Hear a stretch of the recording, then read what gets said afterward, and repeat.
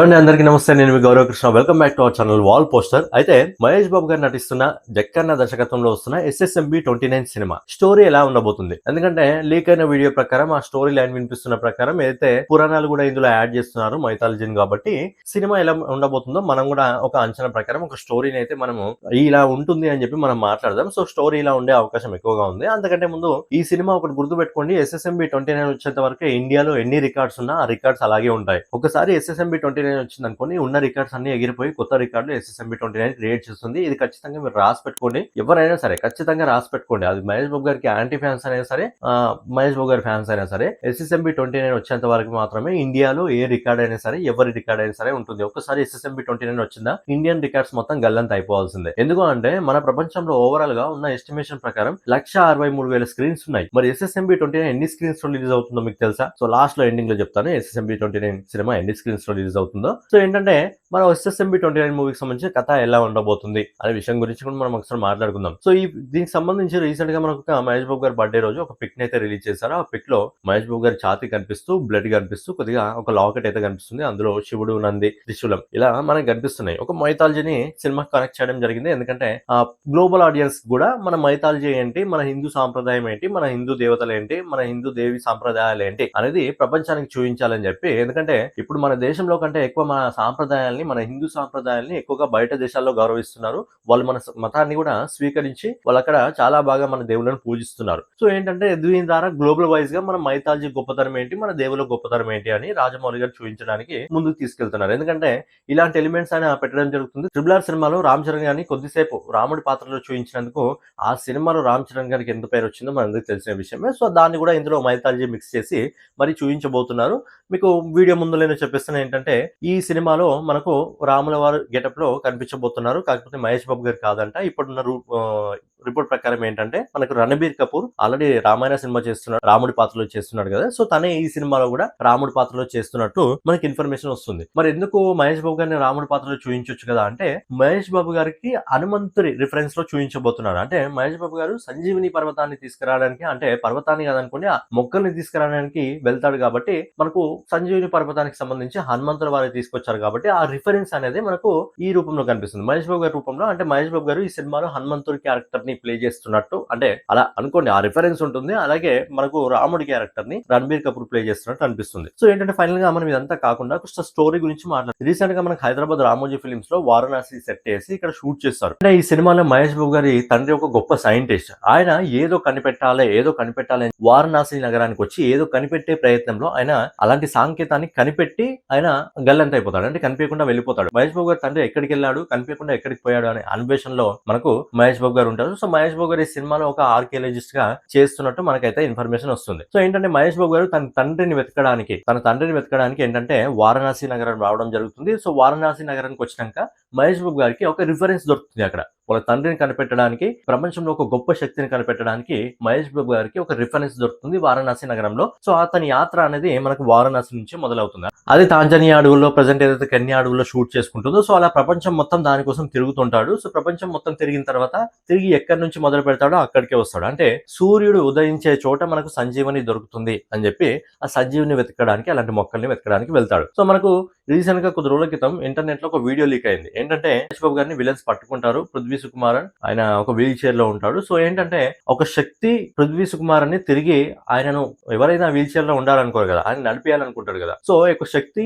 పృథ్వీరాజ్ సుకుమారన్ నడిపేయగలుగుతుంది. ఆ శక్తి ఏంటంటే కనిపెట్టేవాడు ఎవడు అంటే ఖచ్చితంగా మహేష్ బాబు. మరి మహేష్ బాబు ఎలా ఒప్పుకుంటాడు, వీళ్ళు ఎలా ఒప్పిస్తారు అంటే, వీళ్ళ తండ్రి ఎవరైతే మహేష్ బాబు గారి తండ్రి ఉంటాడో, మహేష్ బాబు గారి తండ్రి పృథ్వీ సుకుమారన్ దగ్గర బందీగా ఉంటాడా. సో తన తండ్రిని దక్కించుకోవడానికి ఇక్కడ మనకు మహేష్ బాబు మళ్ళీ ప్రపంచం మీద వేట సాగిస్తాడు, దాన్ని వెతకడానికి వెళ్తాడు. ఇందులో హీరోయిన్ ఉంది కదా ప్రియాంక చోప్రా.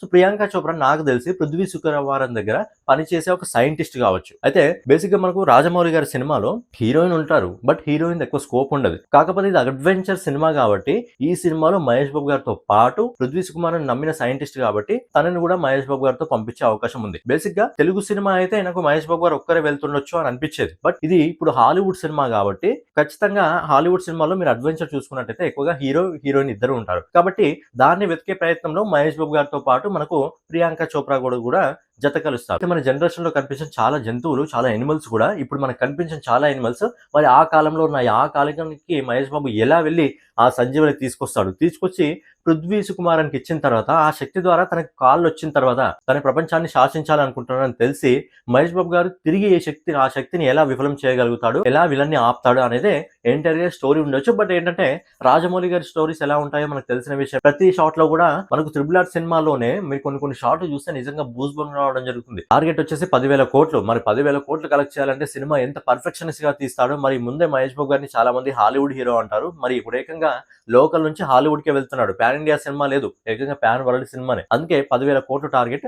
స్క్రీన్ల గురించి మాట్లాడుకున్నాం కదా, మన ప్రపంచంలో ఎస్టిమేటెడ్ రిపోర్ట్ ప్రకారం దాదాపు 1,63,000 స్క్రీన్స్ ఉన్నాయి. అందులో ఇప్పటి వరకు మనకు వస్తున్న రిపోర్ట్ ప్రకారం ఈ సినిమా అనేది దాదాపుగా ప్రపంచవ్యాప్తంగా 55,000 స్క్రీన్స్ లో రిలీజ్ అవుతుంది. SSMB 29 ఇప్పటి వరకు ఉన్న రిపోర్ట్ ప్రకారం దాదాపు 55,000 స్క్రీన్స్ లో ఈ సినిమా రిలీజ్ అయ్యే అవకాశం ఉంది. సో ఏంటంటే మీరు పుష్ప 2 సినిమా చూసుకున్నట్టయితే పుష్ప 2 ప్రపంచవ్యాప్తంగా 12,000 స్క్రీన్స్, 12,000 అనుకోండి, 12,000 నుంచి 13,000 మధ్యలో స్క్రీన్స్ లో రిలీజ్ అవుతేనే సినిమా మొదటి రోజు 294 కోట్లు కొడితే మరి ఏకంగా 55,000 స్క్రీన్స్ అంటే మీరు అర్థం చేసుకోండి. దానికి ఇంకా పోర్బుల్ అనుకోండి. 55,000 స్క్రీన్స్ అంటే మొదటి రోజు ఏ విధమైన కలెక్షన్స్ రావడం జరుగుతుంది. దాదాపు 120 కంట్రీస్ లో ఈ సినిమా రిలీజ్ అవుతుంది. నేను కొద్ది రోజుల క్రితం ఒక వీడియో కూడా చేయడం జరిగింది. ఈ సినిమా ఇంత వసూలు జరుగుతుంది ప్రతి కంట్రీలో. మొదటి రోజు కొన్ని రిపోర్ట్స్ ప్రకారం 1,400 కోట్లు లేదా 800 కోట్లు లేదా మామూలుగా వేసుకున్న 600 కోట్లు లేదంటే 300 చిల్లర కోట్లు అని మామూలుగా ఒక వీడియో చేయడం జరిగింది. మీరు కావాలని చూడండి, బ్యాక్ సైడ్ లో ఉంటుంది, లేకపోతే మేము ఐకార్డ్ లో పెట్టే ప్రయత్నం చేస్తాము. సో ఏంటంటే సినిమా మొదటి రోజు అద్భుతమైన కలెక్షన్స్ అందుకుంటుంది. ఇండియన్ హిస్టరీలో చెప్పినట్టే అన్ని రికార్డులు బద్దలైపోతాయి. మనకు డిసెంబర్ లో ఏదైతే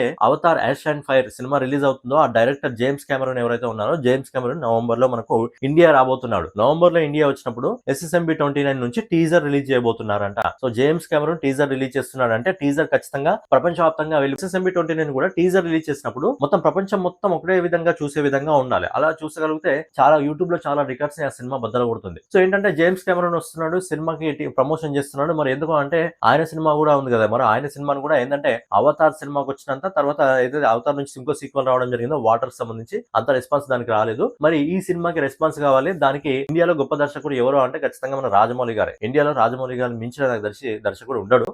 వస్తే ఫ్యూచర్ లో వస్తుండొచ్చు, బట్ రాజమౌళి గారిని మించిన దర్శకుడు ఉండడు. కాబట్టి రాజమౌళి గారు అయితే తన సినిమాకు కొద్దిగా ప్రమోషన్ లాగా యూజ్ అవుతుందని చెప్పి తన అవసరం కోసం ప్లస్ మన అవసరం కోసం ఇద్దరు మ్యూచువల్ అండర్స్టాండింగ్ అనుకోండి. ఆయనకు ఎన్ని కోట్లు కావాలో తెలియదు కానీ మనకైతే 10,000 కోట్లు ఈజీగా కావాలి. మరి 10,000 కోట్లు కావాలంటే ఇలాంటి ఒక డైరెక్టర్, ప్రపంచం మొత్తం తెలిసిన ఒక డైరెక్టర్ తో టీజర్ రిలీజ్ చేస్తే బాగుంటుంది అని చెప్పి అలాంటి ప్లాన్ చేయడం జరిగింది. సో ఫైనల్ గా స్టోరీ ఇలా ఉండే అవకాశం ఉంది. మొదటి రోజు ఎన్ని స్క్రీన్స్ లో రిలీజ్ అవుతుంది కాబట్టి అది వచ్చి ఆ సినిమా వచ్చేంత వరకు SSMB 29 వచ్చేంత వరకు అన్ని ఏవైనా రికార్డులు SSMB 29 వచ్చిన తర్వాత అన్ని రికార్డులు పక్కకు వెళ్ళిపోవాల్సిందే, కొత్త రికార్డ్స్ క్రియేట్ అవుతాయి. మరి చూడాలి SSMB 29 వచ్చినప్పుడు ఎన్ని రికార్డ్స్ క్రియేట్ చేస్తుందో. మరి SSMB 29 స్టోరీని మీరు ఏ విధంగా గెస్ట్ చేస్తే మీరు కామెంట్ రూపంలో తెలియజేయచ్చు. మా లీక్ అయిన వీడియోని బట్టి నేనైతే స్టోరీని ఈ విధంగా ఉండే అవకాశం ఉంది అని చెప్పి నేను అనుకుంటాను. మరి మీరే విధంగా ఉంది అనుకుంటున్నారు అనేది మీరు కింద గెస్ చేయండి. సో ఫైనల్ గా ఏదన్నమాట వీడియో ఫ్యాన్స్ ఉంటే వీడియోని లైక్ చేయండి, అలాగే కింద కామెంట్ చేయండి సినిమా స్టోరీ ఎలా ఉండబోతుందా అనేది. సో ఫైనల్ గా ఏదన్నమాట వీడియో నెక్స్ట్ వీడియోలో మళ్ళీ కలుసుకుందాం. సో డైలీ ఇలాంటి వీడియోస్ కోసం మన వాల్ పోస్టర్ ఛానల్ సబ్స్క్రైబ్ చేసుకొని బెల్ ఐకాన్ అయితే ఆన్ లో పెట్టుకోండి.